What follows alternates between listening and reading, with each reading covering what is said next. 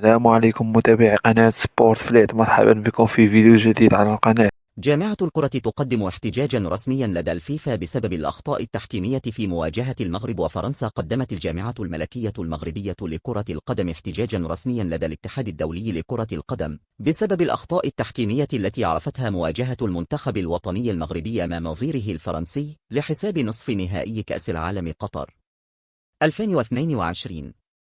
وأكدت الجامعة في بلاغ على موقعها الرسمي أنها احتجت بقوة على تحكيم مباراة المنتخب المغربي أمام المنتخب الفرنسي بقيادة سيزا أرتورو راموس بلازويلوس، مضيفا أن ذلك جاء في رسالة إلى الهيئة المختصة تضمنت الحالات التحكيمية التي حرمت المنتخب المغربي من ضربتي جزاء واضحتين لشهادة المختصين في التحكيم، مستغربة في نفس الوقت من عدم تنبيه غرفة تقنية الفيديو لذلك. وتؤكد الجامعة الملكية المغربية لكرة القدم، يضيف البلاغ، أنها لن تتوانى في الدفاع عن حقوق المنتخب الوطني مطالبة بالإنصاف في اتخاذ الإجراءات اللازمة بشأن الظلم التحكيمي الذي مورس على المنتخب المغربي في مباراته ضد المنتخب الفرنسي برسم نصف نهاية كأس العالم.